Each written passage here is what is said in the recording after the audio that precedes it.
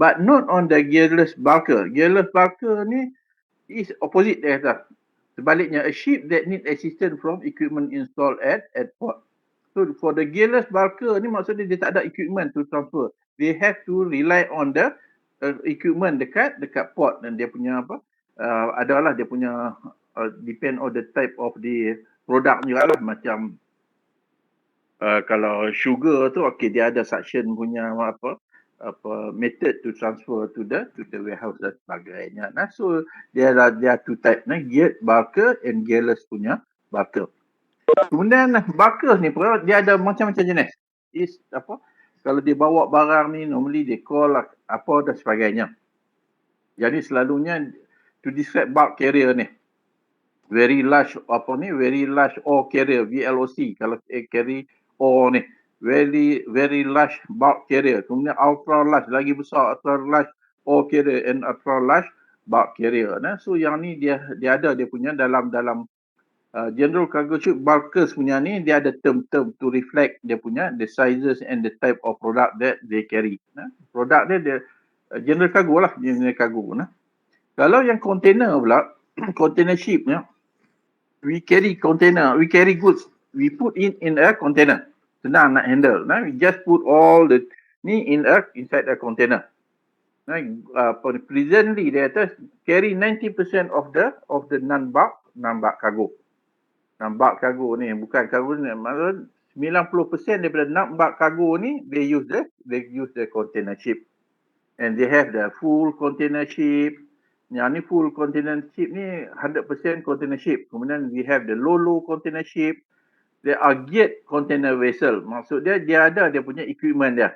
Equipment to transfer, to lift on, lift off the container from the ship to the shore. Kemudian kita ada ROCON. Ada juga type dia panggil ROCON container ship. Is a combination of carrying wheel, vehicle and container. RORO, roll off ni, and container. Container are placed on deck of on the separate hole. So selalu dia letak dalam deck, bawah tu dia ada RORO punya area, RORO punya space. RORO ni mean roll on, roll off. We drive in, we drive out from the vehicle, from the vessel tu. RORO punya ni. Kemudian kita ada tanker ship. Tanker ni kan nilah dia carry bulk cargo. Bulk ni bukanlah banyak bulk ni, liquid ni cair lah, cargo cair macam oil tanker, liquefied gas carrier, chemical product carrier, dan yang liquid punya product liquid punya cargo ni. Then we have the passenger ship. Passenger ship ni the ferry, the cruise ship.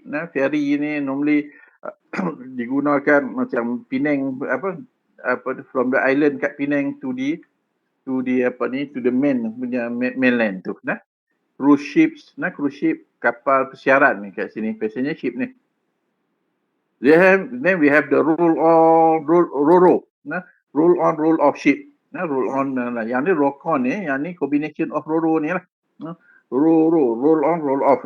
Just we carry wheel cargo vehicle ni. Dulu in 1970, we don't have the assembly plant dekat Malaysia. We import directly, completely build unit, CBU punya vehicle ni, cars dan sebagainya, kita import.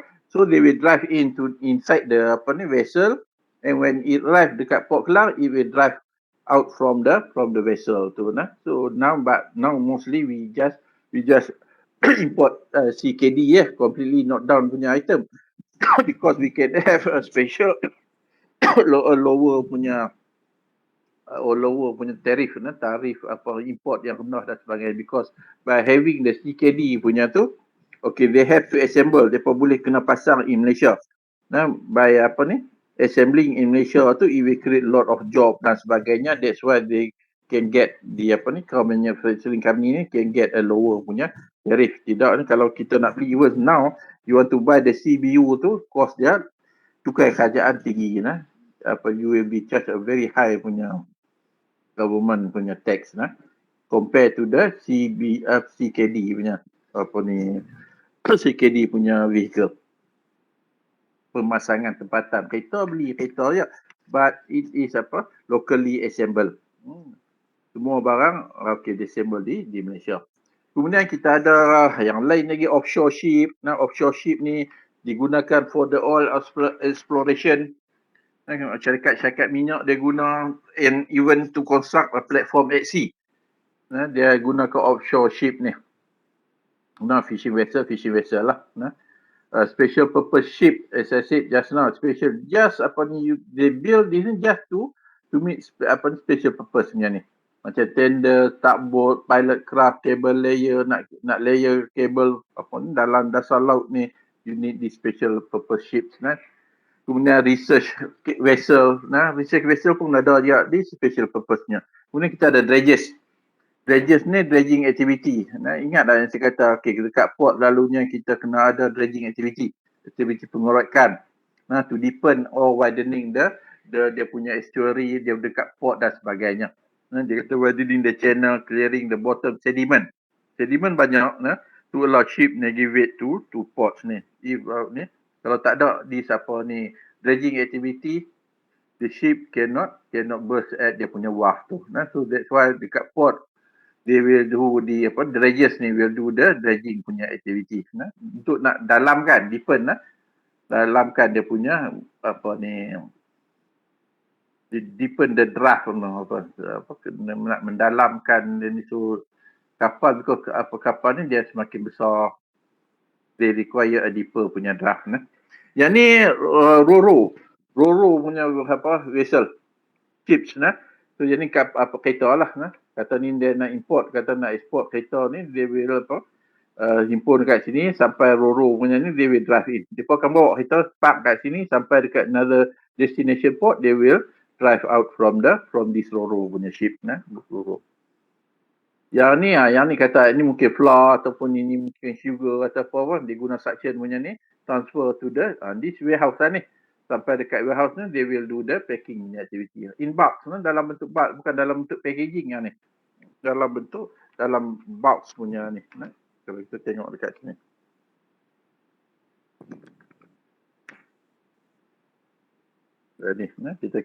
Yang ni kapal bawa.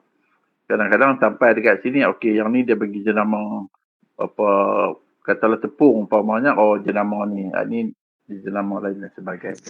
So, dia ada. A dry bulk carried being unloaded. Kemudian we go to the flag. Dia ada banyak jenis-jenis kapal saja. Saya delete setengah tu. Itu dia punya ni. Okay, konsep ni is about the country of registration. Pendaftaran kapal tu. We are Malaysian umpamanya, we have ship. But we can register our ship in another country. Some country they allow for the foreign ship to be registered in their country. Negara dia benarkan kita daftar dalam negara dia. Macam dulu famous Padama. Kalau dengar pernah Padama tu famous lah dulu. It's a country of registration, dia kata. When you register with that country, so you have to obey. Kita patuh law and regulation of that country. So dia kata ship owner can choose country of flags. Kita boleh pilih, even though we are Malaysian, we are Singaporean ke, we are mana-mana ke, we can choose which one. Dia kata developed country tend to have a stricter regulation. Developed country, negara-negara baju ni macam Italy, US dan sebagainya, they have a stricter regulation in term of the training of crew, the wages, they impose a high punya wages, kemudian the working condition. Dia ada limit dia how many hours even though they work in ship ni, but they have dia punya rule regulation yang ni yang tengah-tengah kapal tak oversuka. Kemudian developed country also they tend to have a higher taxes, cukai yang tinggi. And some flag are preferred over the others. Macam contoh dah di sini. Top 6 countries in which ship are registered in 2009 based on the Lloyd List Intelligence. Panama daripada dulu lagi. Dulu Singapura jarang, China pun sekarang. Dulu normally they will register in Panama. They would register their ship in Panama, in Marshall Island, in Liberia. But now banyak dekat Singapura, China, Japan dah banyak dah yang register dekat Japan. Some country have open registry. They kata any ship, regardless of citizenship citizen of the ship can register, as I mentioned just now. Country with open registry and less stringent regulation and taxation are called flag of convenience. Some developed countries have secondary registry with regulation less strict than the regular registry, but they have two lah. Which one? Okay, there are the dua. You want to follow this one or the other one? But the flag pendaftaran ni does not influence the worthiness of the vehicle. It does not mean that when you register your ship in Panama, you are less ataupun tak less seaworthiness than when you register in Singapore or in Japan or in UK or in Italy, for example. It does not reflect. Dia punya flag does not influence seaworthiness of the vehicle.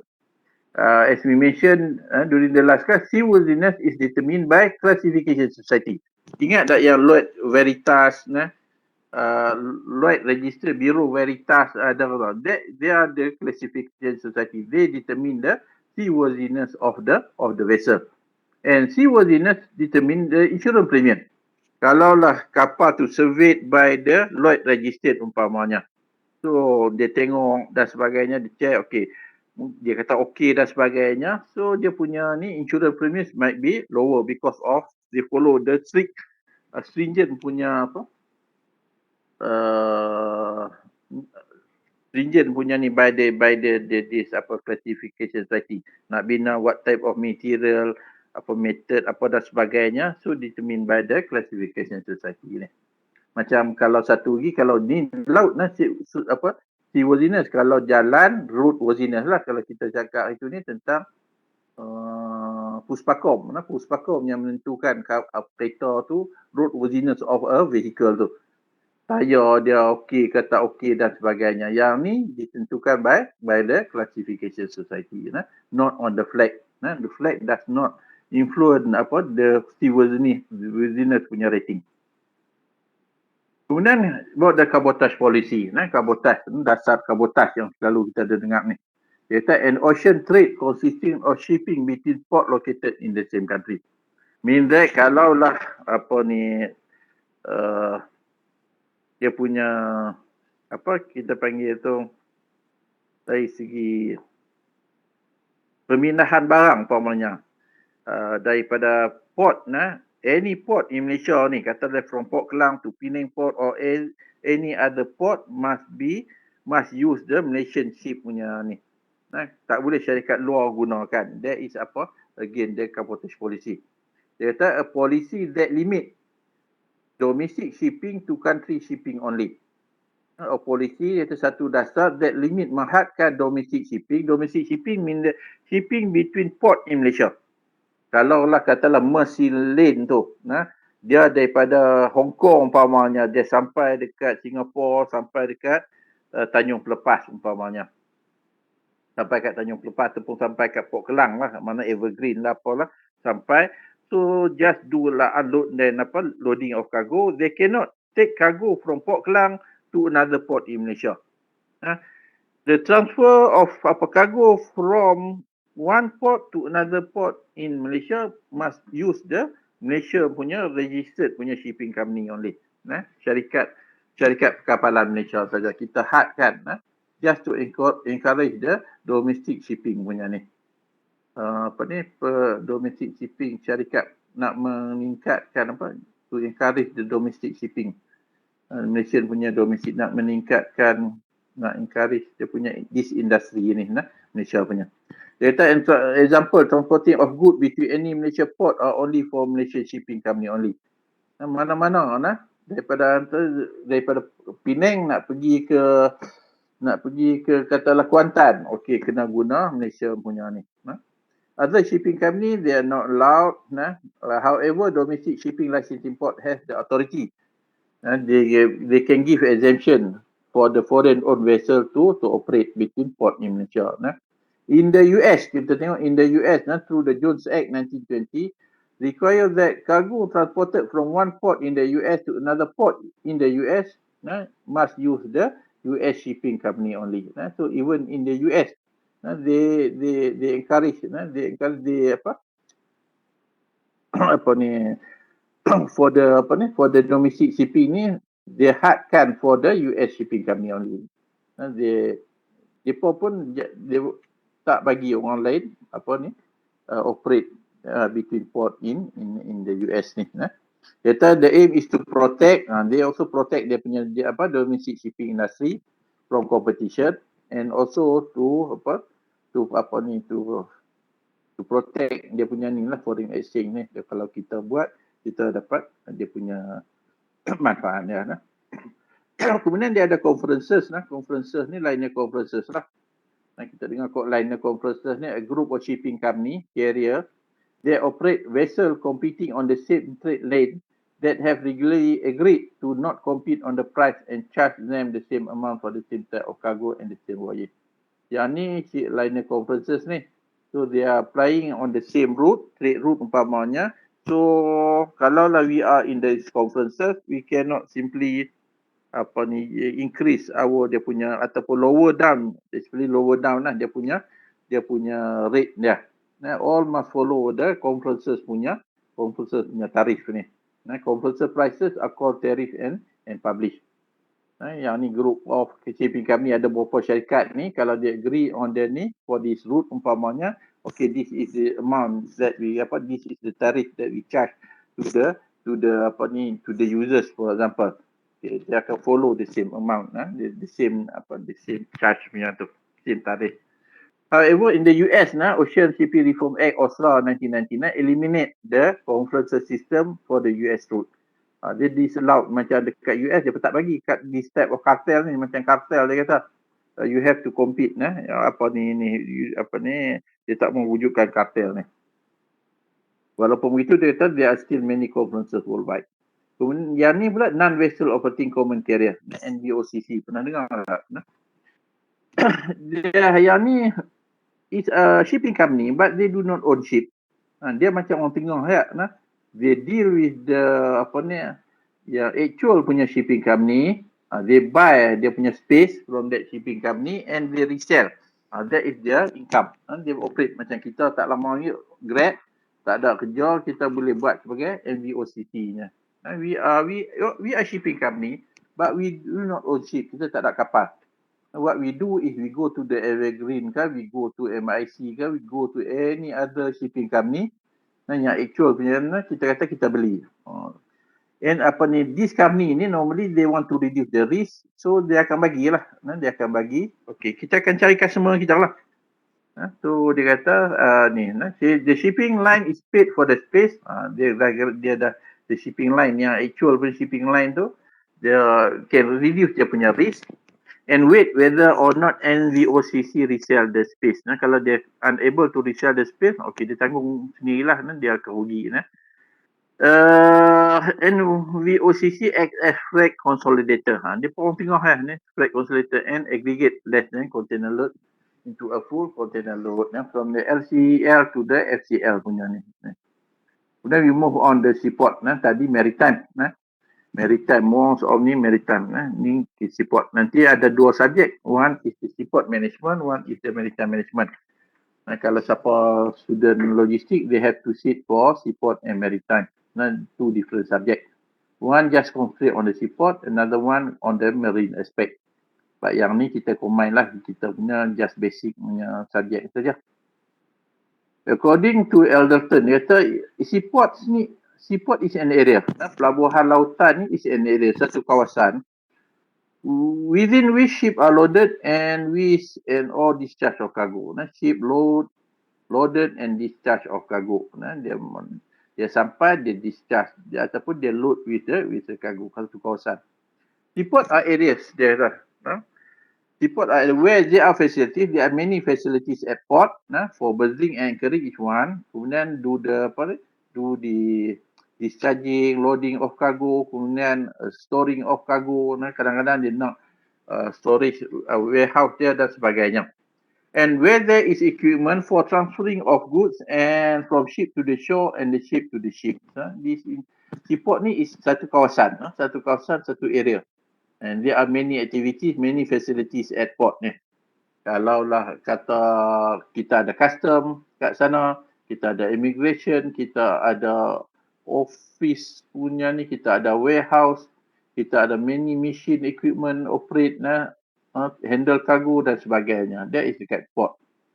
Kita ada quarantine punya services, Makis punya services ni sebab produk sampai ke especially katalah plant, tumbuhan ke, animal ke, livestock ni sampai they need to be quarantined for number of days. Adalah nak tengok sebab apa kita tak mau ada penyebaran penyakit dan sebagainya. Dia kena quarantine, asingkan.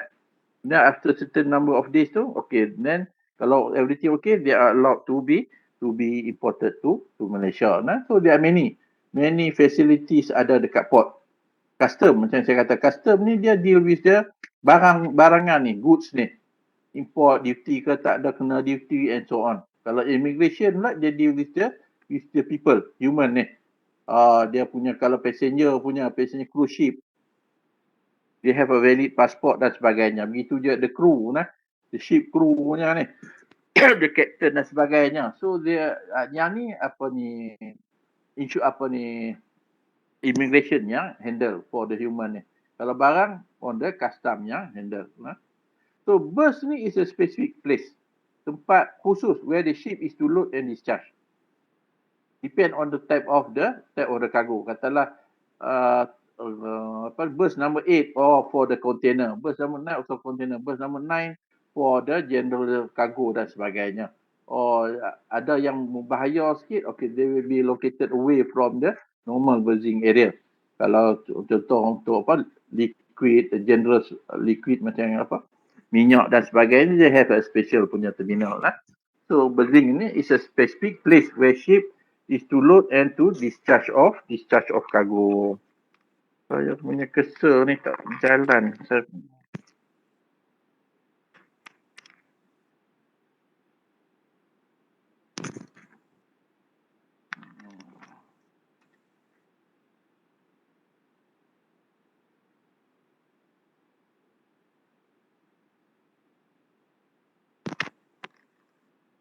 Ada apa-apa soalan, tanyalah. Yang tak tanya, tak boleh soalan ni.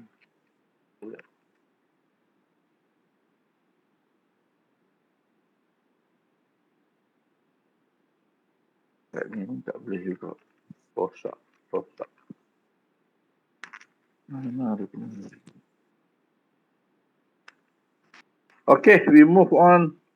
Importance of port.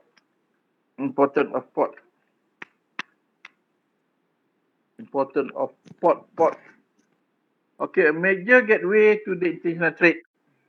As 90% involve water transport. 80-90% lah. 80 to 90% ni involve water transport.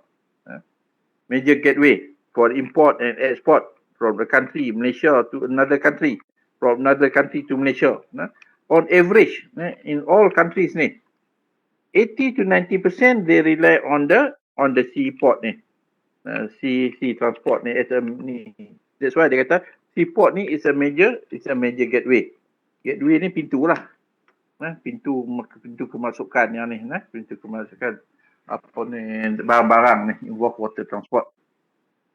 Others tu mungkin dia based on air transport, mungkin the land transport macam kita akan siam umpamanya dekat Afrika Hitam, dekat Padang Sor.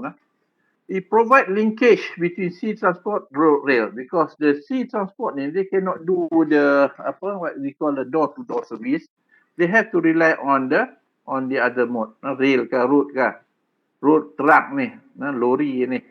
The prime mover ni, they can deliver to the next punya destination or to the final destination.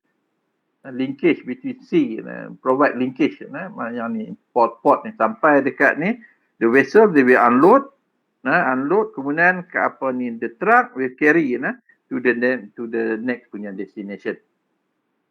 Ni port punya ni lah. Kemudian expand the economic prosperity of the nation. Very important for the mata wang asing ni, currency exchange punya benefit. Dulu as I mentioned several times that dulu in 1970 we rely most apa ni, most of our import ni through the Singapore port. Then apa ni, kita develop our own port dan sebagainya.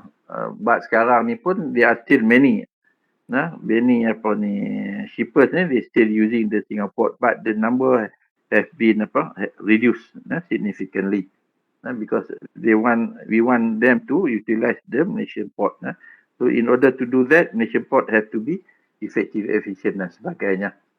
So port ni penting dari segi sebab semua aktiviti ni dia akan charge. Kalau kita pergi kat Singapore, any aktiviti tu kita punya monetary flow tu, the currency exchange tu, we will not get benefit on the monetary exchange.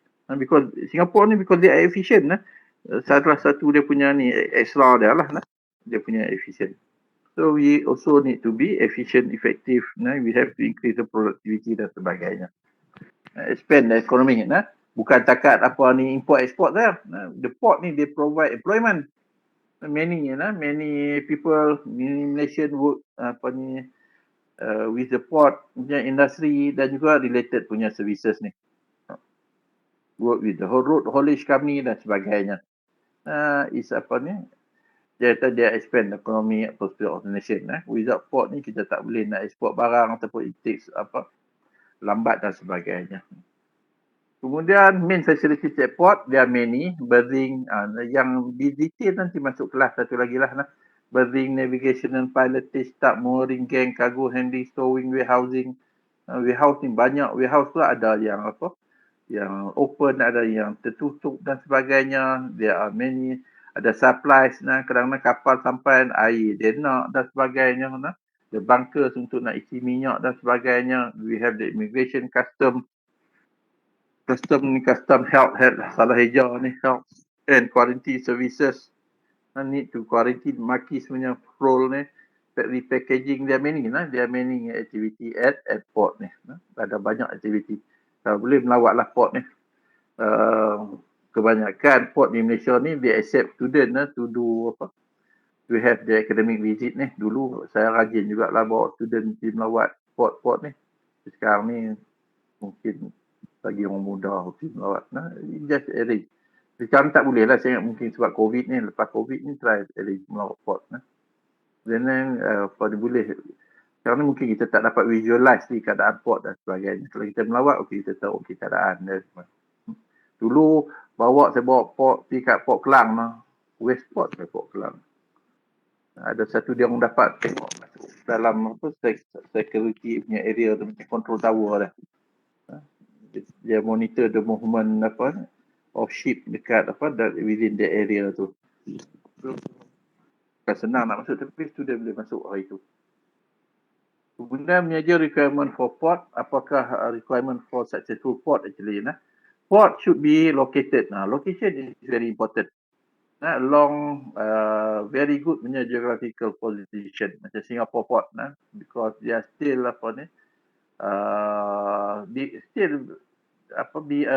the major punya busiest port in the world, one of the busiest port ni because of the location.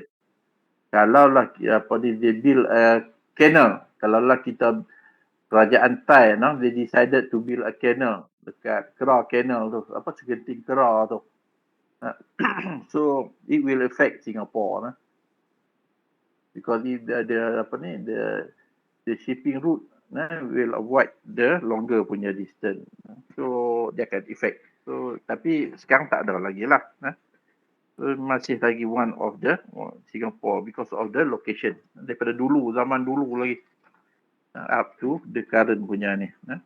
Major trade route, kita dulu port, Johor Port tak berapa ni kan. Tanjung Pelepas, they have a very good punya location. Dia punya strategic punya location. Lower risk to bad weather condition. We operate port ni, most port they operate 24 hours a day.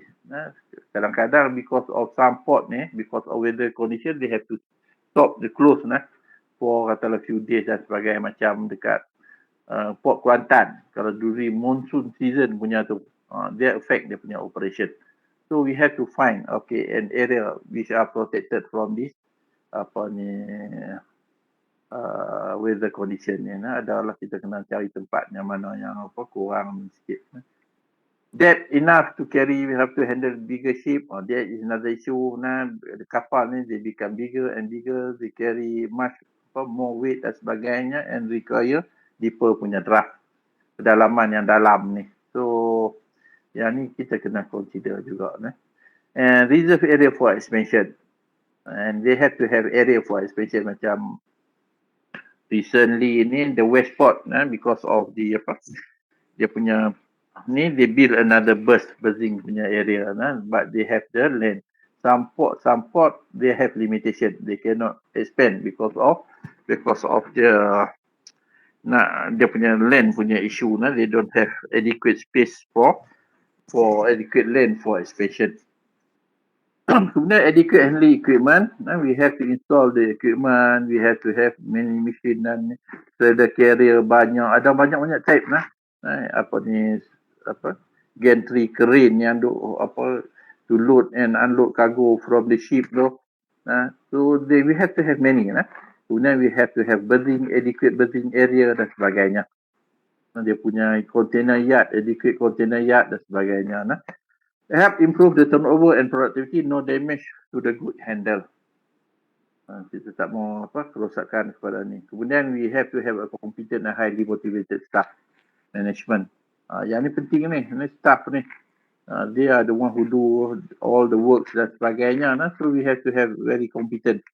Kalau dia boleh hold transfer yang transfer tu 35 movement ke, dia boleh buat 38 movement ke in hour ke.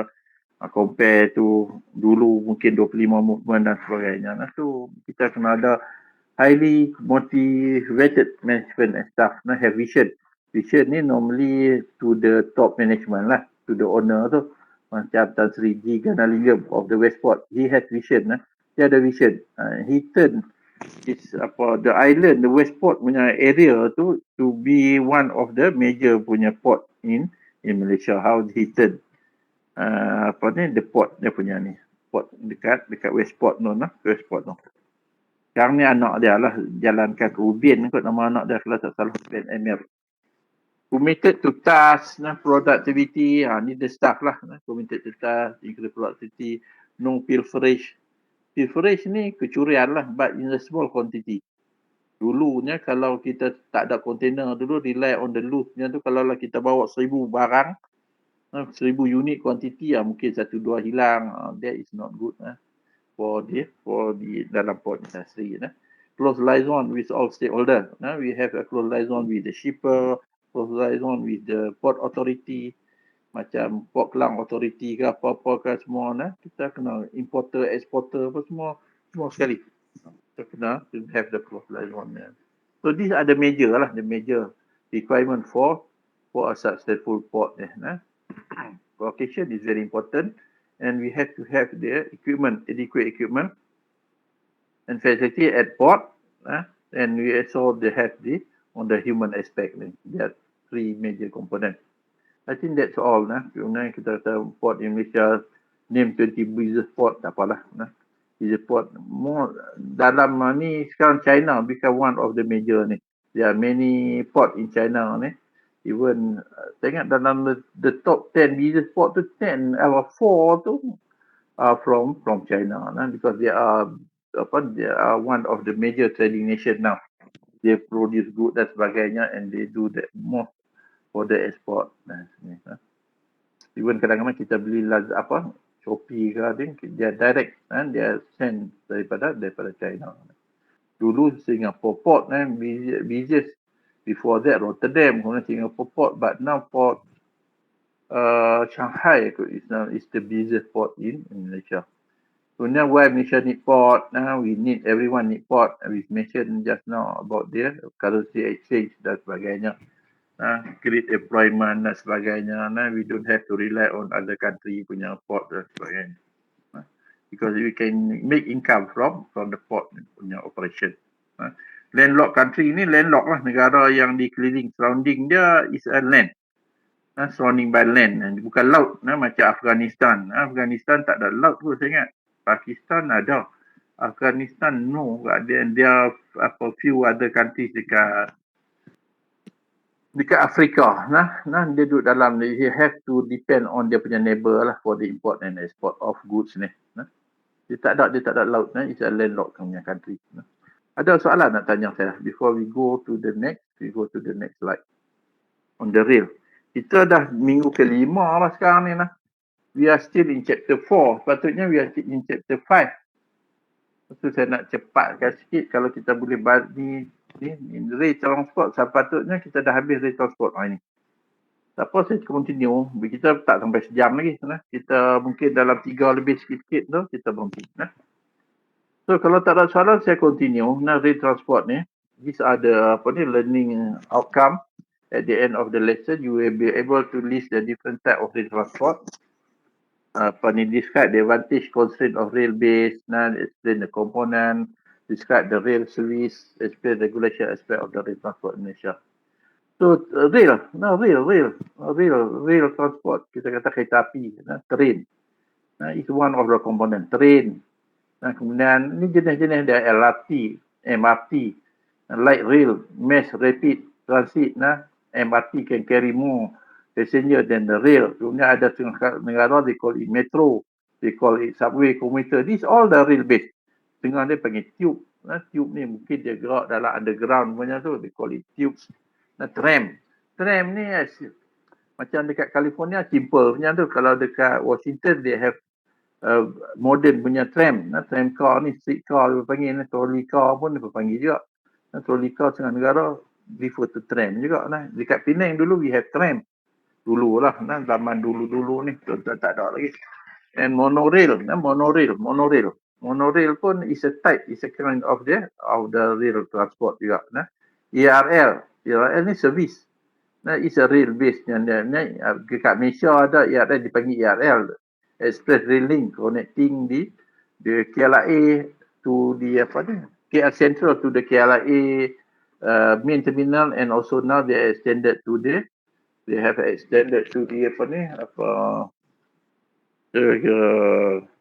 LCCT-nya, another terminal, lower cost carrier punya terminal.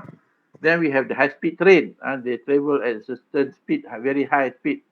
Kata TGV, 340 km an hour. Shinkansen, there are many type of Shinkansen. They can travel 350, 360. And China, they claim they can travel, dia punya ada type of high speed train can travel up to 600 km in an hour. So we can imagine kalau daripada sini, daripada di sini di Changlun tu, katalah nak sampai to Johor Bahru 800 km for example, with the high speed train ni we can reach sana within 1 hour, 1 hour 10, 1 hour with the current punya teknologi. In future, Elon Musk dia tengah developing dia punya panggil Hyperloop punya teknologi. Yang ni travel dalam 1000 km-nya you can reach the next punya ni destination within half an hour, setengah jam saya boleh capai.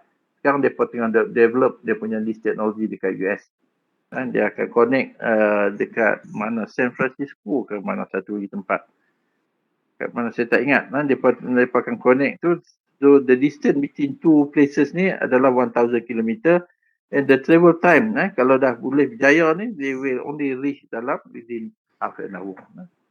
Kita nanti daripada Changlun tu sampai dekat dekat JB tu within half an hour, setengah jam saja. Pergi balik tu makan rumah, balik UUM, balik umpamanya. So tapi tak tahulah fair lah, tambang tu mahal sikit. Rail is the most efficient mode of transport in terms of number ringgit per output rail. Because they consume less fuel, less energy ni, but they can carry more. You can add on dia punya coach, dia punya car tu. Katalah daripada Arau ETS tu, normal punya hari itu just kata 3-4 coach, 5 coach during the school holiday ke apa ke, semester break ke holiday, okay, they will add sampai HIJK punya coach punya ni. You can add on with Dulu ada lokomotif, sekarang ni dia panggil powered by the coal ni, but now we use the electric punya ni to move. Kemudian train is the most sustainable mode of transport. It consumes less energy, but it can carry more, as I mentioned, and it release less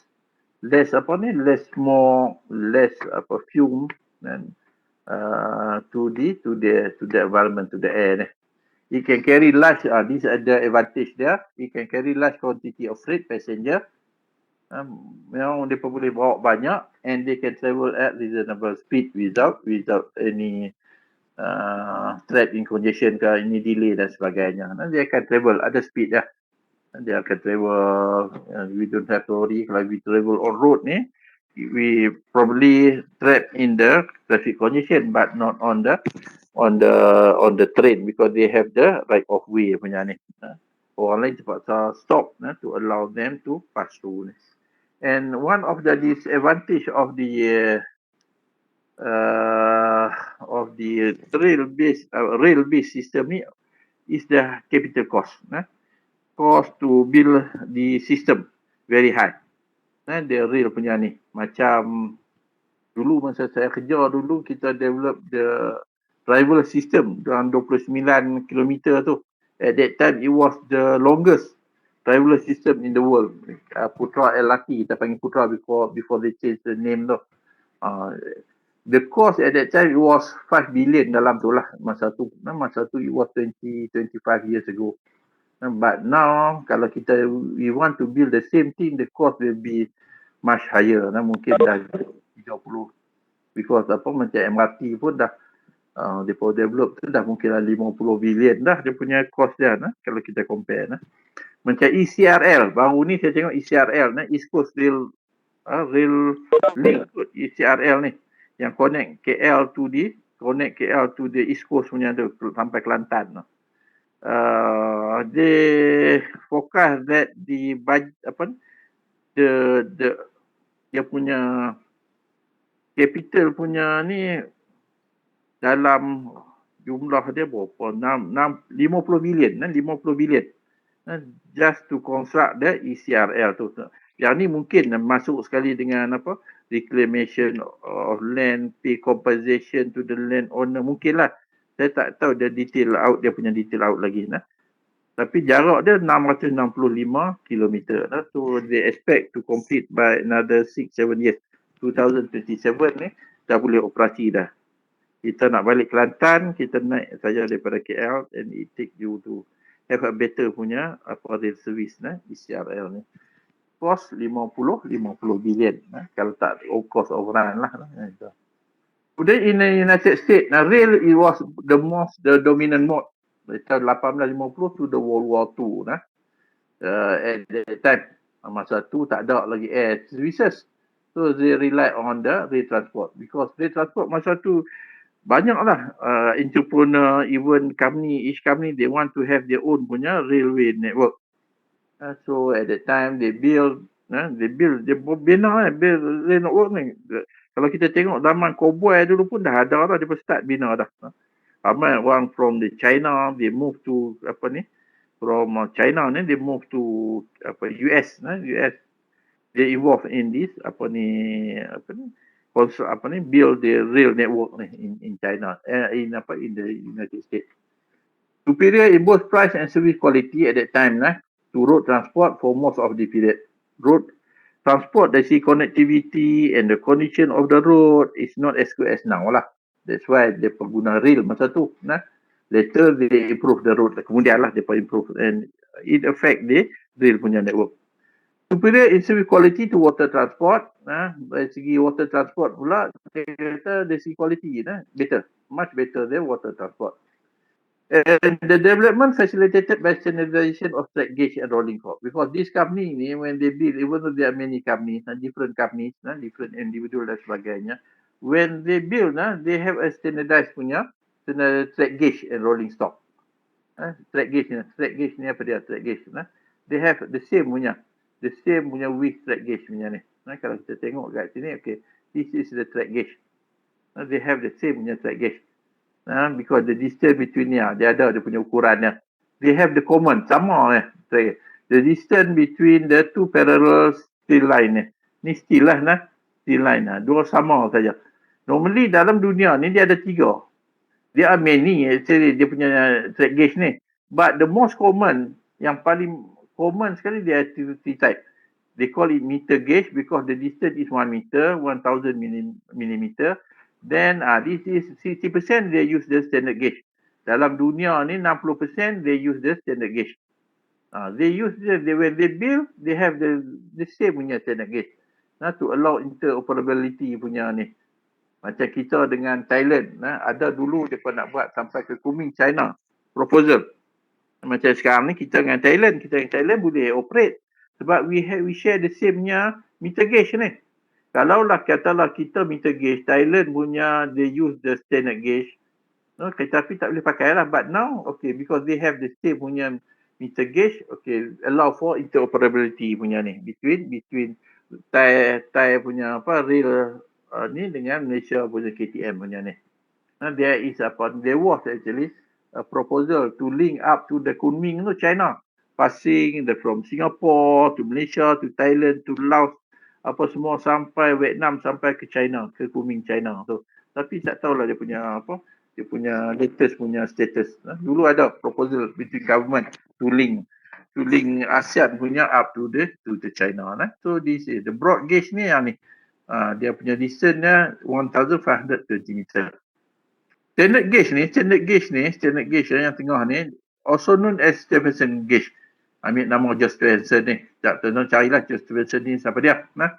UIC gauge, international gauge, normal gauge ni. This is known. Approximately 60% of the line, 60% the distance, KTM kita guna satu standard gauge ni. Kita guna meter gauge. The width of the gauge is important to connect railway line to the other country railway line, allow interconnectivity, interoperability. Macam saya kata ke China, Kunming dan sebagainya. Yang ni dulu itu daripada dekat US because of they have the common punya ni common punya.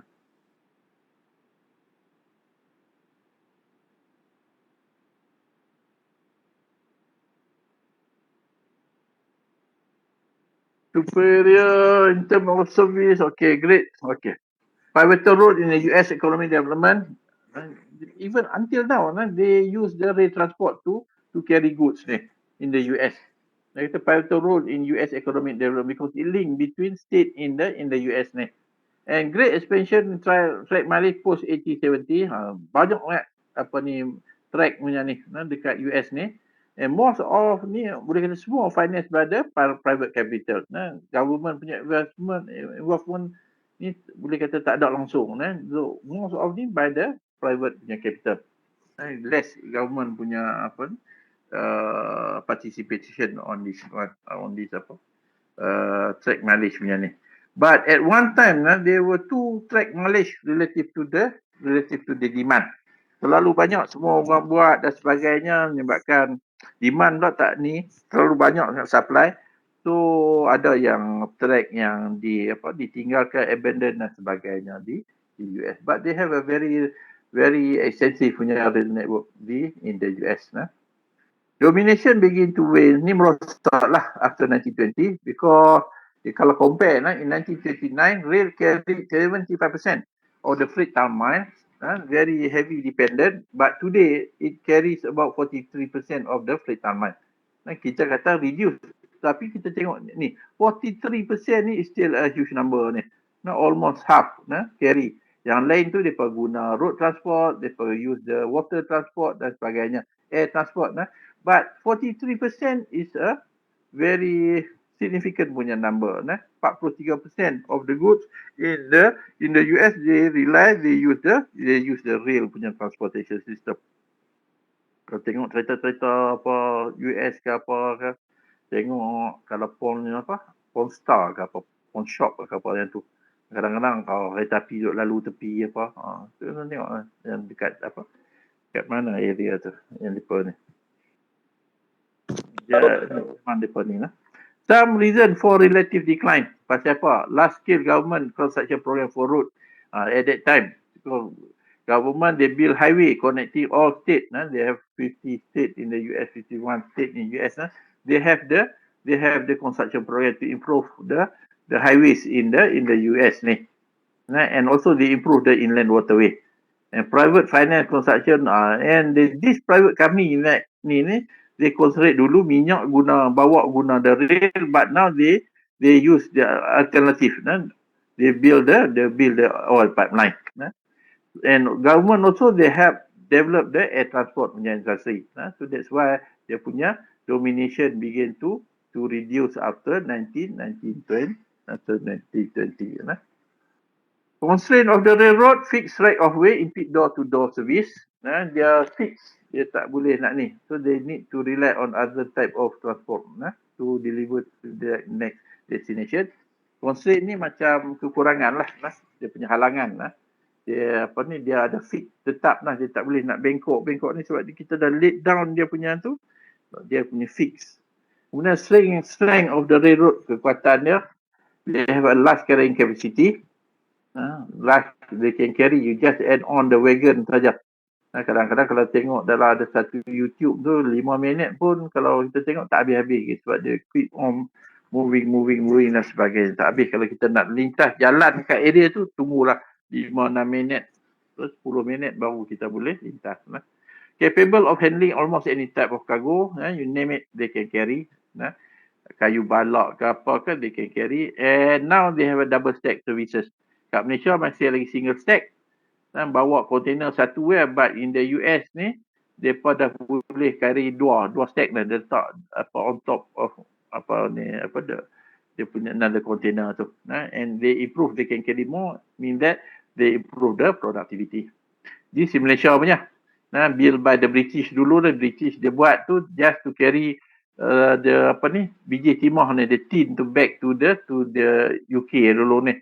Daripada Taiping ni zaman dulu to Port Wells, the first one they built.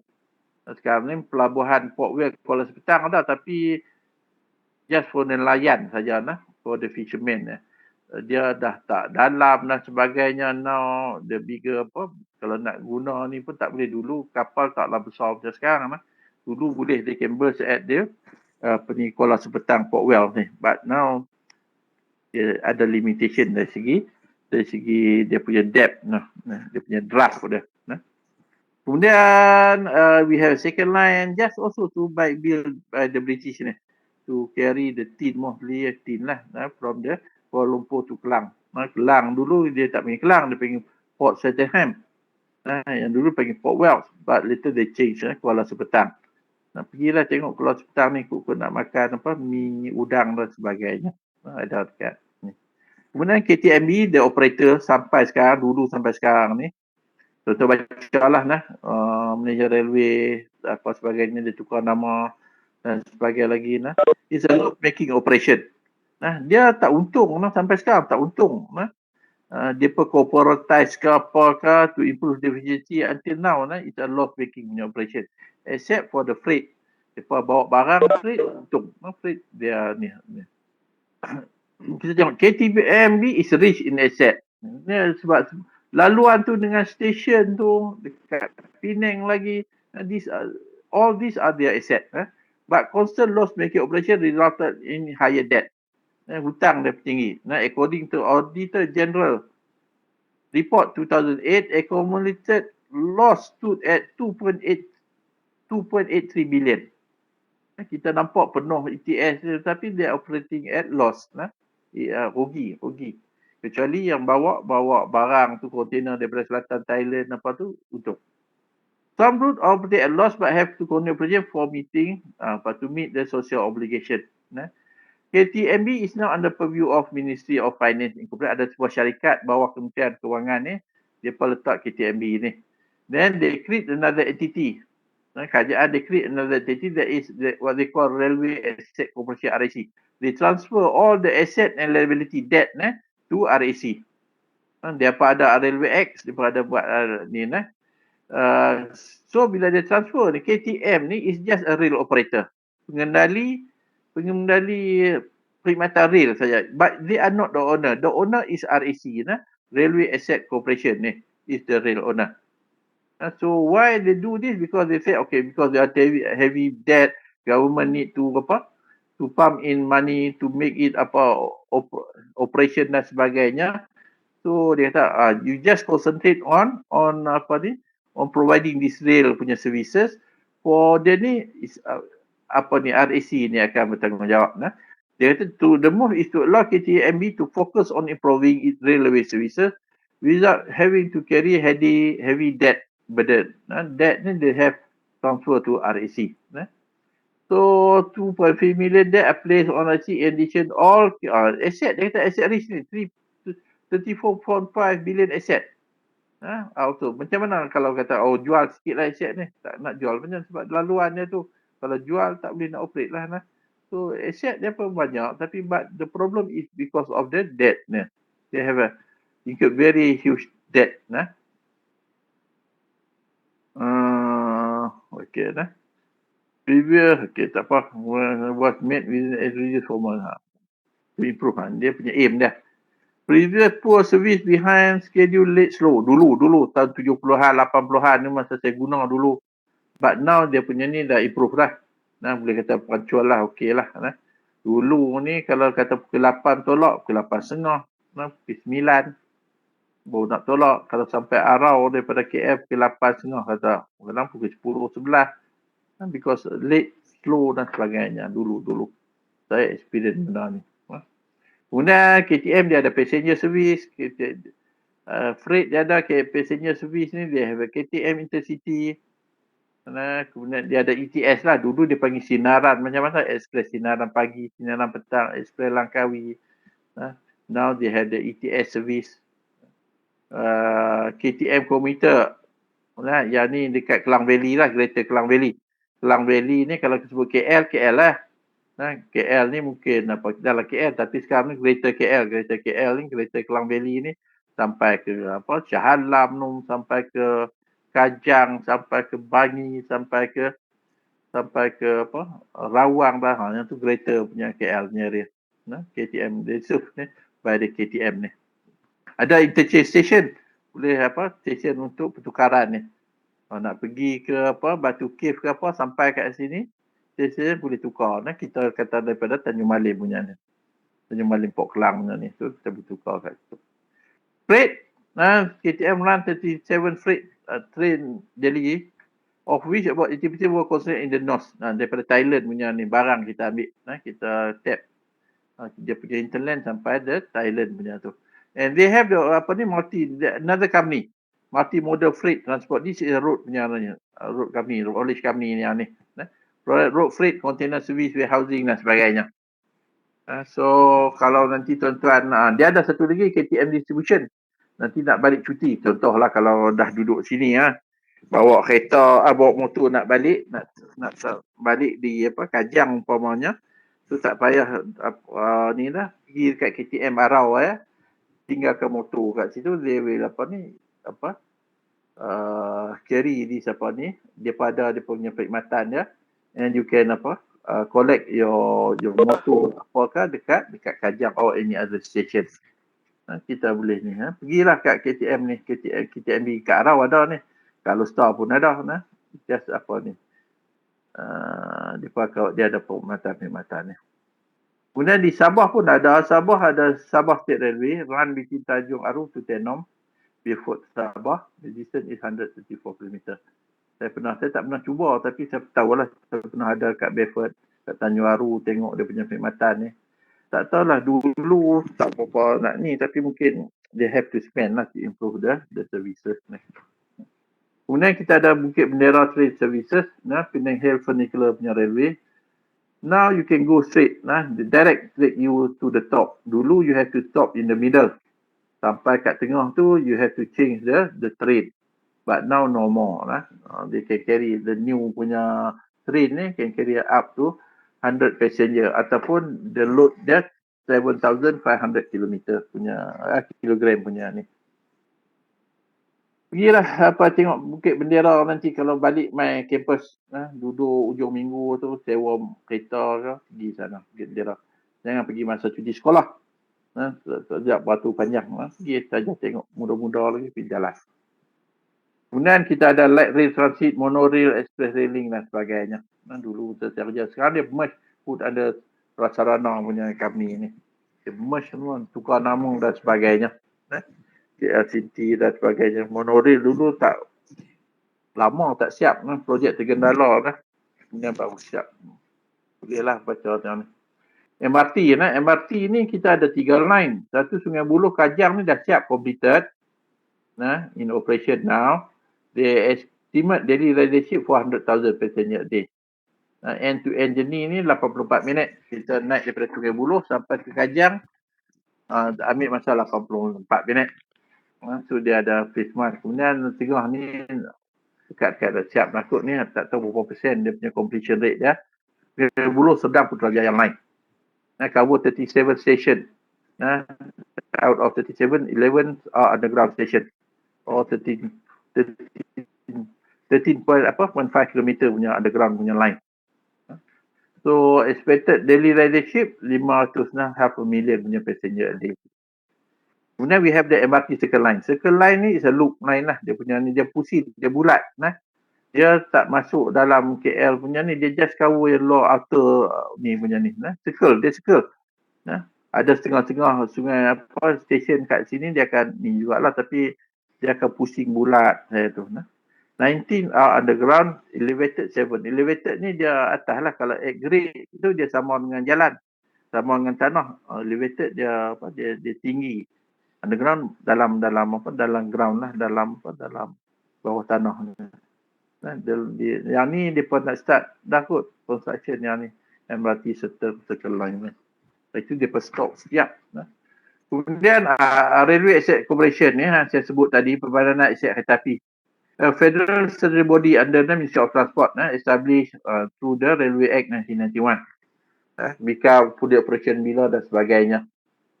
So they take over all the asset of the KTMB ni.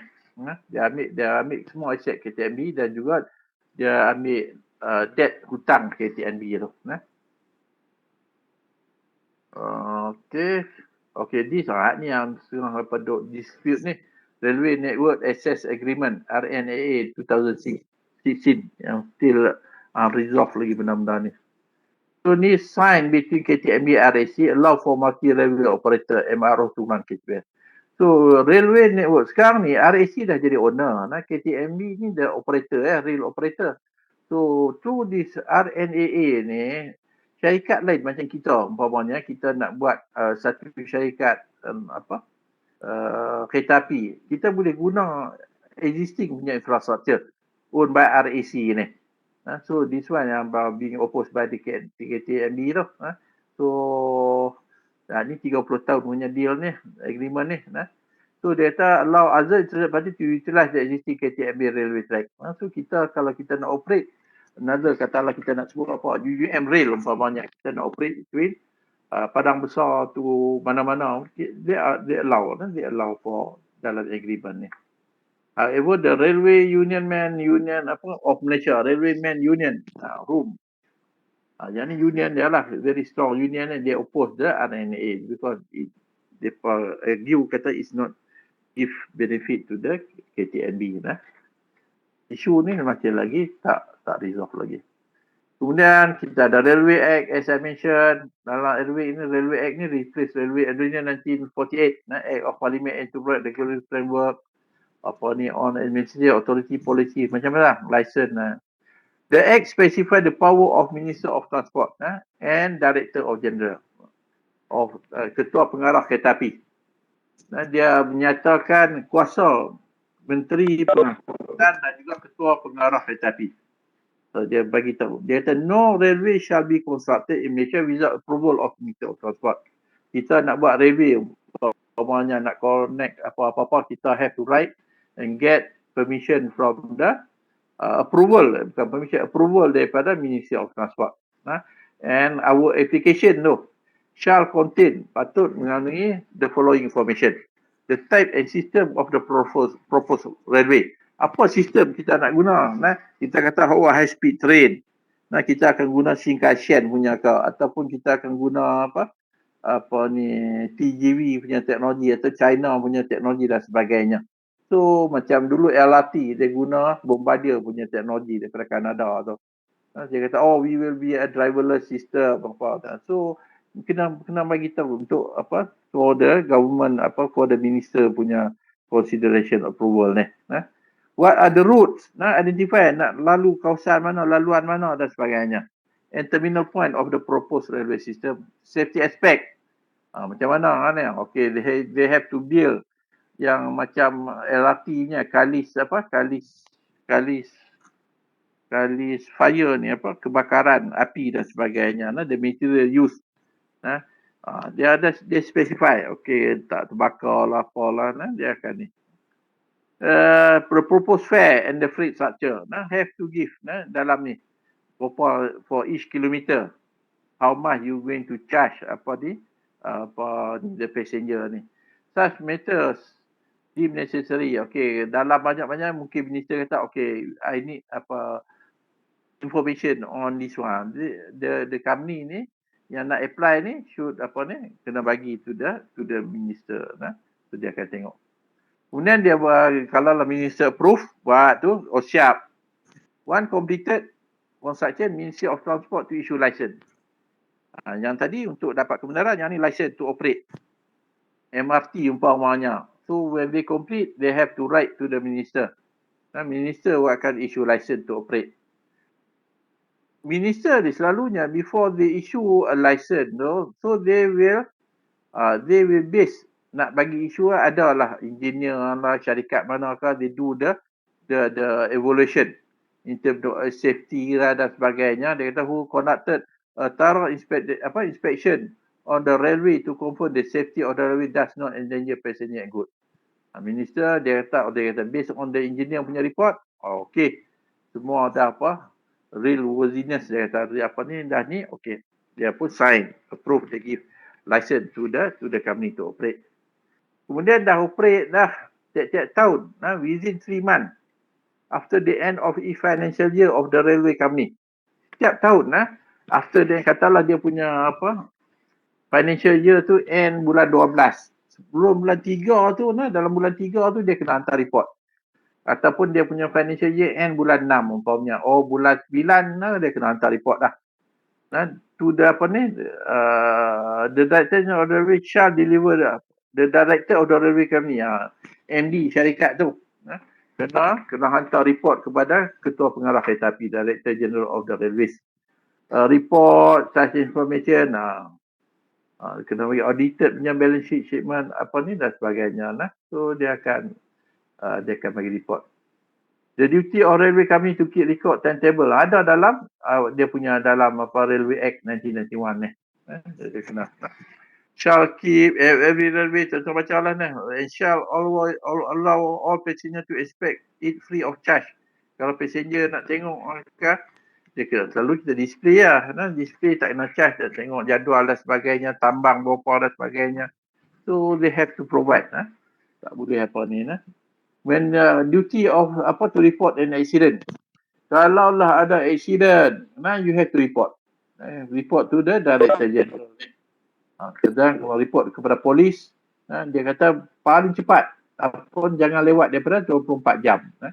Not later than, dia kata paling cepat yang mungkin hantar report kat polis dan juga send written notice to accident to the Director General. Director General ni nak kena jawab dengan di press dan sebagainya lepas tu. Changes in fare structure apa patut dibuat. So dia kata okay, gazette dan sebagainya. Kalau kita tak boleh nak simply company syarikat pengangkutan rail ni tak boleh nak naikkan tambang penumpang ni semata ni dia kena dapat kebenaran daripada minister. You have to apply, you have to mohon kepada minister untuk nak meningkatkan. Dia kata apply any changes of existing structure of fare. Any changes maksudnya selalunya naiklah kenaikan rate of charges for the approval of the minister. Kalau lah minister tu within 6 months dia tak buat apa-apa, mean that okay, maksudnya kita hantar 6 bulan tak ada respon lagi, maksudnya minister setujulah. Kalau dalam law kata okay, boleh gunakan tambang yang baru. Tambang yang baru. Kalau lah minister tak bagi respon, guna yang baru. Yang ni during emergency. Dari dari segi unrest macam berlaku di Burma umpamanya. Strike, lockout, strike by the KTMB punya pekerja dan sebagainya. Lockout atau sebagainya. So ada ni transfer kepada yang di-Pertuan Agong punya ada kuasa di bawah Agong punya kuasa untuk dia nak gerakkan sebab kita ni ada dia punya reserve punya army ya, yang kalau dekat apa-apa berlaku dekat jana kuasa ni dia akan take over. Dia expert ni, engineer lah semua dia expert. Yang ni pun sama juga nah. Dia akan take over nah. Sebab yang ada tu tak pun mogok dan sebagainya, tak apa UP yang mogok, tapi Swiss still on nah. Still jalan nah. Dia kata okey, yang terbaik boleh mengarahkan minister to take temporary possession of the railway. Maintain or work by railway can be withdraw partially totally use dan sebagainya lah. So kemudian multi power lah. Dan multi power ni enjin lah. Enjin yang menggerakkan dulu by steam. Dia pergi guna coal lah dulu. Kemudian dia tukar kepada diesel. Kemudian but now they use the electric power train, the KTMB lah. Now ada lagi setengah yang still guna lokomotif ni, the normal punya coal punya powered engine ni. But in for the KTMB now they use the electric power punya train. So dia kata the motive power determine the speed, however it must be supported by the railway track to which the vehicle travel.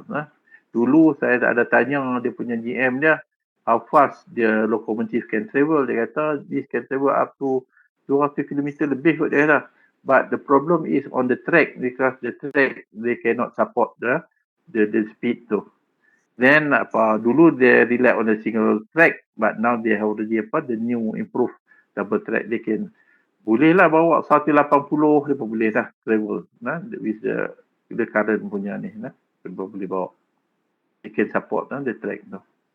Kemudian electric train travel faster, tak apa. Kemudian dia ada satu teknologi, there is magnetic levitation punya konsep, magnetic levitation. Dia kata the train will float over guideway using a basic principle of magnet repulsion. Each magnet has two pole, opposite pole attract and like pole repel. The magnetic that push the train. So they guna the basic principle of the electromagnetic propulsion ni.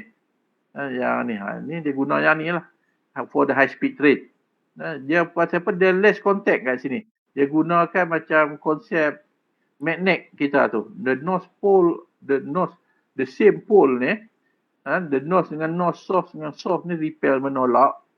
Kalau lah yang lain tu dia attract. So dia akan bergerak ni. Dia akan bergerak laju. Sebab laju ni because of less punya contact. Dia problem dia, kita ada geseran tu yang buat slow down the speed tu.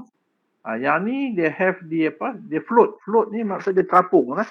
The train will float over guideway. Dia akan terapung ni. Sebab dia akan tarik, tolak, dia semakin laju dan semakin laju. That is how the maglev work, magnetic levitation punya work. So each magnet dua pole dan sebagainya. Dia kata less noise and fast because there is less contact between the train wheel and the way track. Yang normal punya KTMB ni sebab dia ada contact between the train wheel ni dengan the track ni. But through the high speed train ni, they use the magnetic levitation nya. Macam Shanghai maglev can travel to up to 430 km an hour. Harmony ni China punya ni, China Railway punya ni. Dia ada many type of ni train punya ni. Ni can travel 380. Shinkansen, Hayabusa. Shinkansen pun dia ada banyak. Ni sebenarnya Hayabusa punya. Dia can travel 320 punya km an hour. TGV 320, AGV Italio 300cc. Dia ada banyak lagi high speed rail in the world ni. Yang ni saja ambil 2-3 contoh ya. Ambil 2-3 contoh. Yang ni yang saya kata yang developed by Elon Musk tu. They give to few company to compete ni. Linking nanti dalam tempoh 1,000 km just you can reach the other part within half an hour saja. Dia konsep tu lah, geseran ni dia akan cuba kurangkan geseran, tak ada geseran. Dia kata dia emptying the tube with vacuum pump. Mau ada udara dalam tu, So tak ada udara, tak ada geseran. Dia kata it remove air resistance. Halangan udara ni. To remove the friction between train and the track, the capsule that levitate. They will build a capsule that levitates on air bearing and by using some linear inertial motor for supervised movement. Dia developing yang benda ni. Masih lagi dalam dalam peringkat development lah, development. In future, we have the hyperloop technology ni. Guna motive power lagi kita guna ni double track dan sebagainya tentang the way ni laluan the second punya motive power, the way yang kita ada station terminal tu, unit of carriage 4 tu, kita akan sentuh 4 tu. The way railway line consists of dedicated two parallel steel rail which are laid upon sleepers or cross ties. They are embedded in ballast to form a rail track. Sleeper ni is a rectangular object. Rectangular object. Rectangular object. Dulu made from wood. Dulu daripada kayu but now they made from the bukan steel. Steel pula guna konkrit. Ni konkrit. Daripada konkrit. Yang ni yang dia kata sleepers. These are the sleepers. Dia panggil sleepers ni. Ataupun railroad tie. Railroad tie ni ataupun cross tie. Ada setengah macam kat US dia panggil railroad tie ke cross tie ni. Dia kata it's a base of railroad track. Kemudian dia ada juga di balas yang ni.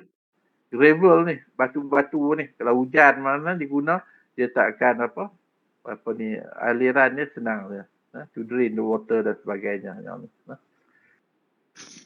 The rate faster with time. Tak apa, yang tu faster dia faster ni with ni. Dia ikat dengan dengan adalah dia panggil ni. Wrist spike, leg screw or clip kat sini. Dia kena faster. Railway track, symmetrical vibration, macam vibration ni, macam kalau kita guna wood better lah to absorb vibration. Better than this ni dia panggil ni, konkrit ni wood better kalau ni kayu dah. Balas ni consist of gravel dan cinder or other aggregate form. Yang ni balas. Mana dia balas? Tak ada balas. Tak ada. Ni balas. Ni balas. Dia guna batu-batu kecil ni. Batu-batu kecil. Bukanlah pasir lah. It's a gravel. Gravel ni batu kecil. Dia kata it used to facilitate drainage of water. Macam hujan senang. Dia nak absorb water ni. And to create an even running surface. Permukaan yang sekata. Dia kata it so serve to hold the track in place all the train roll by. Dia kata, ni dah tentu lah. Normal track, the way dulu kita ni, but now we have the double track, dulu single track ni. Dulu kena berhenti kat station, it takes long time, but now it can improve the journey time and the safety to avoid collision between the train. Kemudian railway signalling for the safety, there are many. Kita touch on the block signalling saja. It's a system used on railway to control traffic safely. And train ni they must operate according to the time schedule. Tak boleh nak bawa situ ya. Dia ada timetable dia. And they are controlled through the block signalling. Kalau dah kita sampai satu blok, dia ada banyak blok dia pisahkan blok ni. Sampai satu blok dia akan stop. Kalau dia signal dia merah.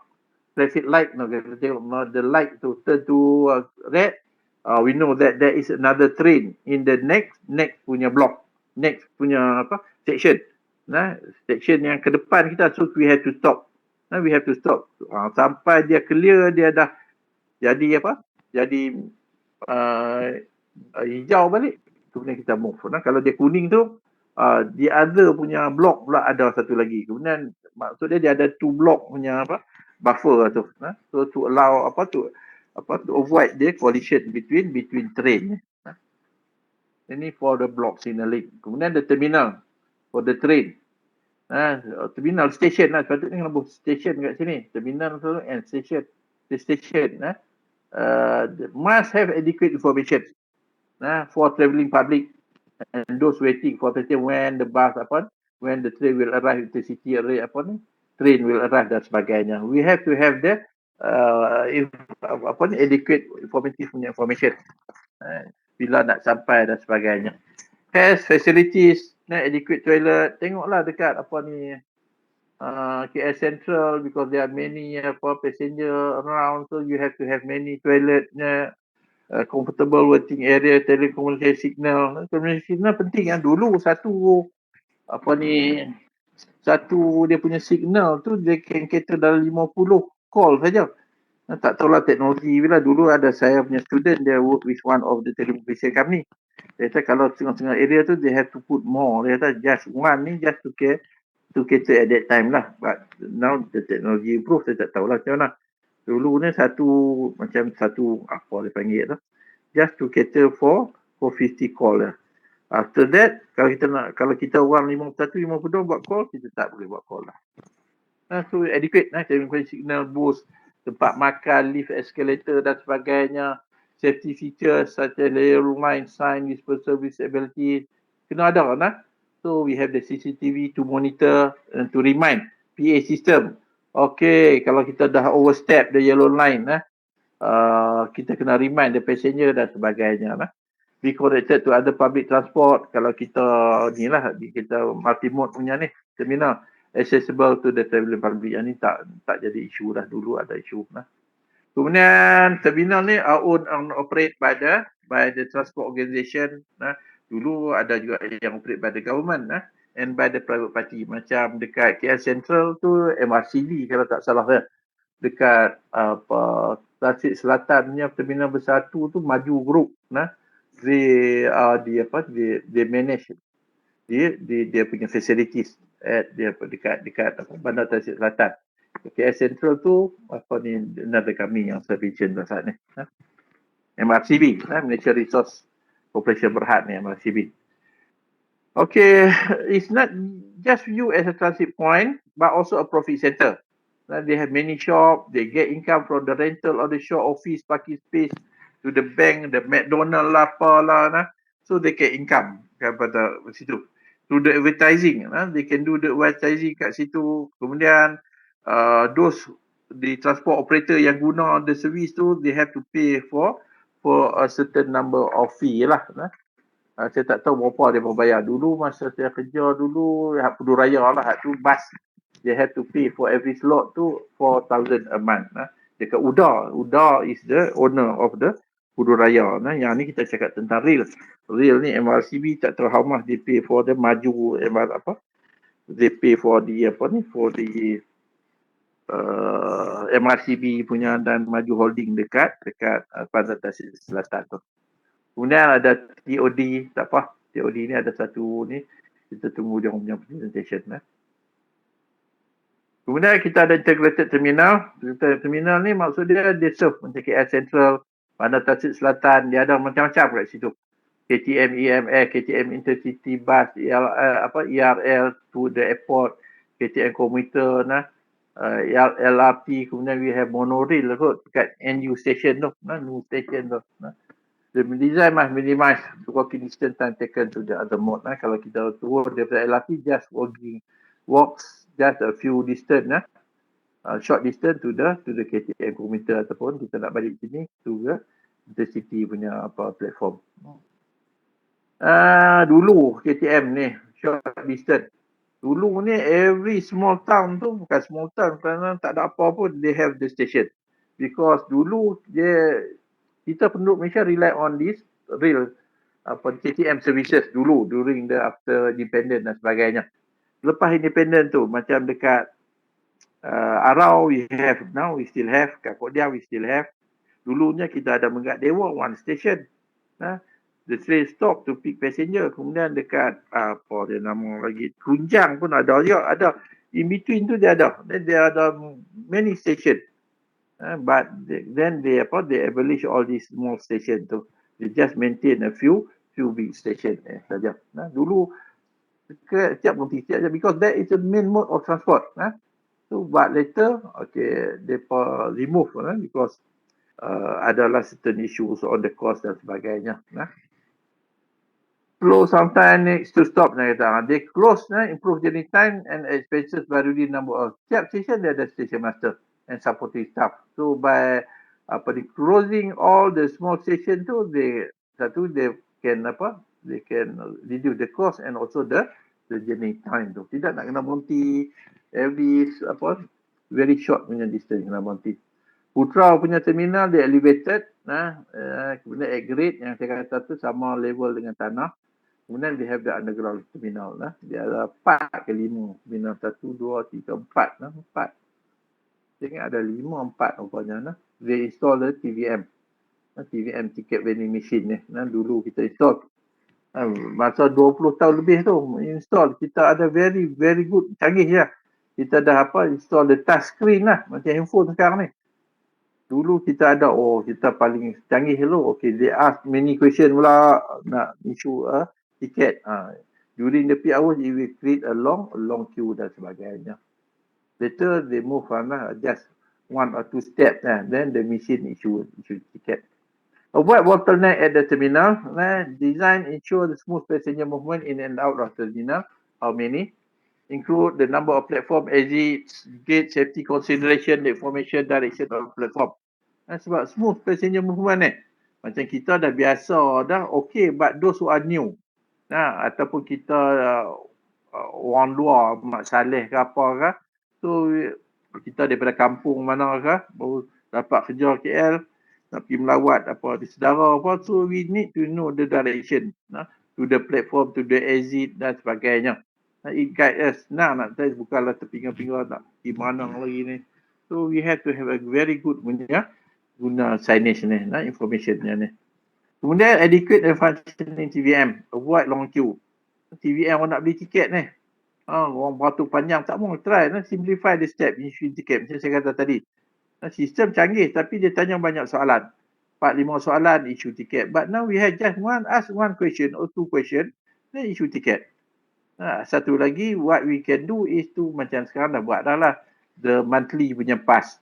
So tak payah nak guna every time you want to use the MRT, LRT, KTM kan, we have to buy through the TVM.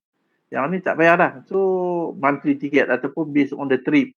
10 trip punya clear kan. Lepas 10 trip beli lain dan sebagainya. So ni. Kemudian kita ada customer dekat station ni kita ada customer service counter to assist passenger.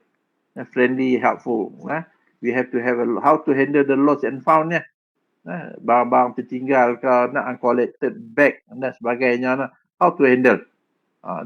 Kita kena handle sebab banyak orang yang tertinggal bag ni. Dia mungkin tertinggal, dia lupa kan, tak tahulah tu banyak yang tinggal. Kemudian safety at terminal CCTV to monitor the passenger movement. Kita kena ada ni luggage or uncollected bag material should be handled with care. Kadang-kadang ada bom ke apa tu, kalau kita suspect we have to inform the security we call the police dan sebagainya. Yellow line separate waiting area before the train fully stop boarding dekat station ni. Kemudian kalau boleh kita guna teknologi yang nak sini. Macam sekarang ni kita ada macam Putra LRT dia ada. Terminal door ni dia akan open.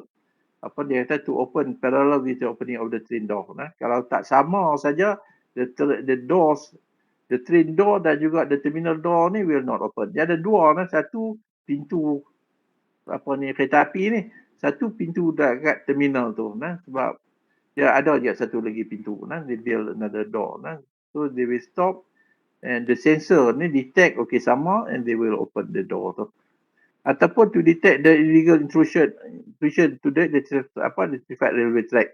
Putra they have but now they rename yang ni tak ada nama Putra Putra ni projek usaha sama transit ringan automatik dia tak ada dah ni they rename to another name ni. Okay, kalau something fall into the track kat station tu, the weight is more than 3 kg, more than 3 kg, the incoming train ni will automatically stop. Yang ni memang stopnya. That's why they can detect something. Crawling baby kan, budak-budak kecil ni umur lalu 3 kg lebih. That's why they put more than 3 kg. Ibu bapa dah rajin duk tengok phone tak sedar anak merangkak masuk. So the train tu akan stop. Tidak habis budak tu lah. Parking bay, adequate parking bay kena ada kat station to allow to attract more to use. You can park, you have the park and ride facilities.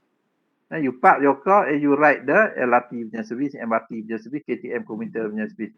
Dekat Bangi umpamanya lah, kena ada addition lah. Kena ada isu dia inadequate parking bay. Dekat Bangi they have build the new punya, but it's still inadequate lah. What they can do, because they have area tu is very limited. What they can do is through the vertical punya development, build a 5-story punya car park dan sebagainya.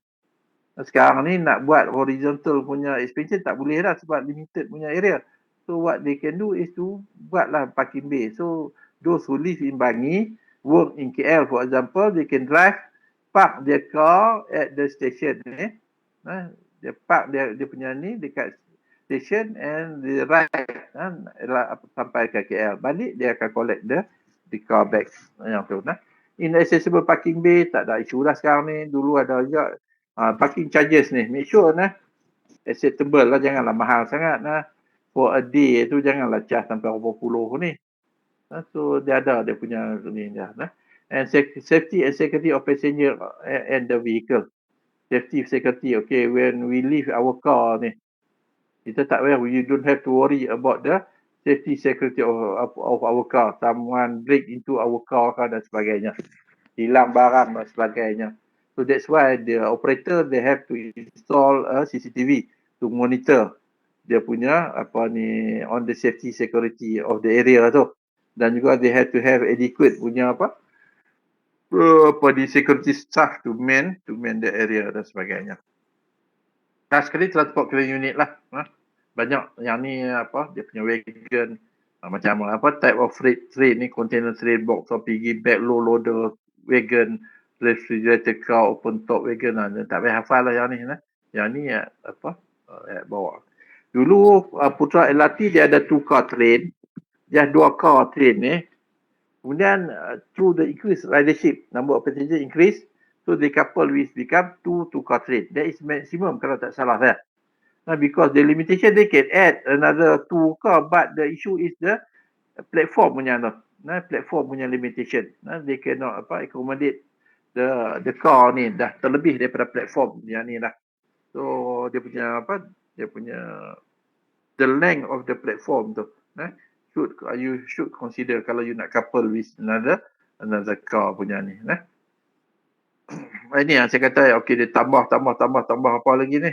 During the season, will be with more caution during festive season, during school holiday. That is advantage of the. Kemudian suppliers of the rolling stock, there are many.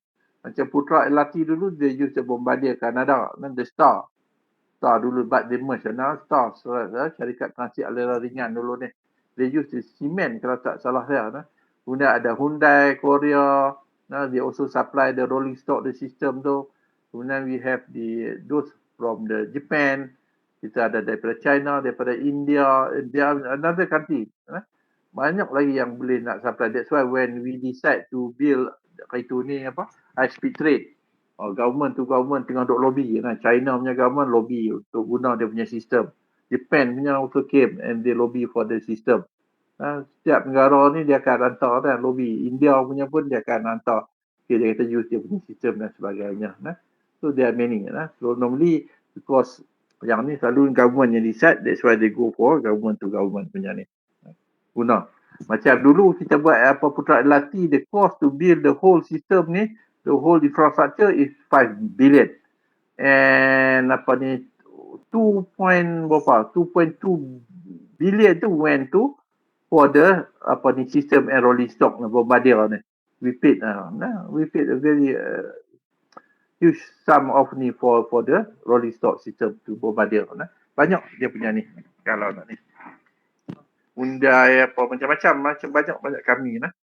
Okay, this is China railway map, very extensive railway map because of the country size is very huge and they have a very huge population sama. To disconnect cities in the China, they have a very good punya system. Saya pernah cuba dulu daripada Shanghai to Wuxi di China. very good punya pada railway network, daripada very good punya sistem. Yang ni kemudian they have the high speed railway map, connecting banyak cities in the in China ni. Kemudian kita ada Shinkansen, yang ni Jepun punya, Japan. Kita ada macam Tokaido Shinkansen. Dia ada banyak sistem, Nozomi ke, Hikari ke, Kodama ke. Mungkin Nozomi ni berhenti tak banyak tempat, Hikari berhenti banyak tempat, Kodama berhenti tiap tempat umpamanya. Kita ada Sanyo Shinkansen, ni guna Nozomi, Sakura. Dia ada different type of services, different type of speed dan sebagainya. Kita kata tadi ni Hokkaido Shinkansen tu, kalau tak salah ke Hokkaido juga. Dia ada Hayabusa dengan Hayate. Kemudian adalah Kyushu Shinkansen dan sebagainya. Dia ada different type. Shinkansen lah, tapi dia ada many type of gerabak tu. Dia yang ni Tokaido mana? Yang ni Tokaido, Nozomi, Hikari, and Kodama. Tokaido. Nozomi dia kata serve only key station. Key station maksudnya dia berhenti 2-3 station station besar ni. Hikari serve some station. Dia adalah tambah 2, 3, 4, 5 station lagi. Kodama ni berhenti setiap station. Nak sampai cepat naik Nozomi, nak sampai lambat dia naik Kodama umpamanya. Normally Nozomi ni they charge for a higher fee lah, higher fare. Kita pun kalau naik KTM, ETS tu kalau yang dulunya, sekarang ni dia satu sistemnya. Sebelum COVID dulu dia ada apa platinum ke apa. Platinum, gold ke apa tu. Dia ada platinum hanya berhenti 4 station, 5 station. And it arrive setengah jam awal daripada apa servis lagi, gold ke servis apa tu. Habis ni. Tak kita habis lah. Kemudian saja naknya Tokaido Shinkansen ni. Safety. Zero fatal accident since line open. Dari tahun 1964 buka. Tak ada kematian disebabkan oleh kemalangan kereta api. They have a very good punya safety record. Tak ada kematian lagi. Daripada sejak dia buka ni. Reliability. Average per train delay just 24 second. Yang ni average 24 second saja dia kelewatan.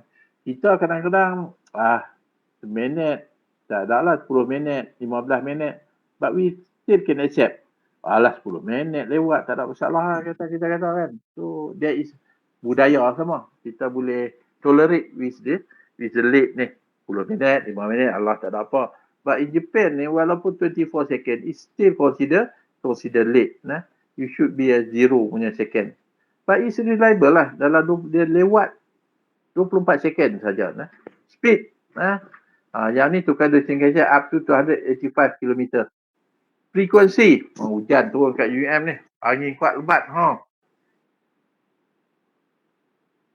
Frequency average 365 service per day. Setiap hari ni 300. Macam kita daripada Arau ke KL sekarang tinggal 1. Sebelum COVID tu mungkin ada 4, 5 sehari. But yang ni Tokaido Shinkansen ni. Mana dia Tokaido Shinkansen? Nak ni kot. Tokaido Shinkansen color ni. So dia ada 365 perkhidmatan per day. Passenger they carry around 500,000 every day. 452,000. And during the peak service. Yang ni macam during August Obon holiday. Yang ni macam raya Cina, raya puasa, raya dia punya servis daripada 365 jadi 432 perkhidmatan sehari. So dia punya ni. No accident. Dekat Jepun dia gempa bumi biasa. Sana tapi masih lagi they can maintain zero fatality injury since 1964. Personnel are highly skilled in safety awareness through comprehensive training. Latihan memang latihan yang cukupnya, yang komplit, lengkap. Train control system with sophisticated technology, continuous safety related, including countermeasure for derailment. Ini tergelincir lah. Activation for further anti-earthquake measure in addition to the enforcement of the infrastructure. Kawan saya duduk di Jepun, dia kata gegaran biasa tu normal. It's a normal punya ni. Cuma nak tunggu yang 6, 7 skala Richter dia kata. Yang tu teruk lah dia kata kalau kena. Tapi yang takat duduk saja-saja ni, tiba-tiba gegar sikit, pening sikit dia kata, that is normal dia kata. Biarlah. Saya tak pernah pergi sana. Kalau this is TGV network. TGV network ni dekat France ni. Sampai dekat Switzerland yang punya ni. Habis dah. Okey. Lah, cover je. Apa soalan nak tanya saya? Is any? Sebelum kita berhenti 2 jam lah ni. Lepas ni kita boleh pergi, okeylah, dah klik lah. Kita dah masuk chapter ke-5, minggu ke-5. Minggu depan chapter ke-6, minggu ke-6 lah, week 9. And we have a lecture 6, lecture note number 6 ni. So ni sekarang 4,000 lah, 11 hari ni 12. Okey, ada sepas soalan sebelum kita stop? Any question? Tanya saya. Any question? Soalan? Soalan. Tak ada soalan ke? Tak ada soalan ke? Ya, clear. Kok ada soalan? Nurul Atikah kata clear. Dini pun kata clear. Kok lah nak tanya apa-apa. Ni siapa dah? Badrul Amin ada tak? Badrul Amin. Muhammad Amirul Amin. Not Syifa. Nombor 4 betul. Natasha kan? Nurul Natasha. Sorry, say again lah Madani. Pasal apa sistem ni? Sistem. Sudah doktor. Tak, saya nak balik. Satgi saya buat balik. Siapa dia punya ni? Siapa lagi yang ada dekat sini ni? Siapa sistem? Sebab ya, Madani. Any question? I'm sorry doktor, sebab attendance saya tak masuk dekat itu doktor. I'm sorry. Oh, it's okay. Tak apa. I take note kat sini. Sekejap lagi saya buat. Sekejap lah. Tunggu sekejap.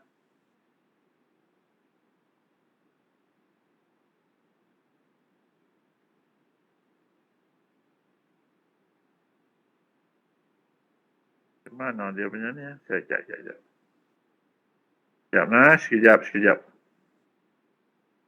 Jangan lebat.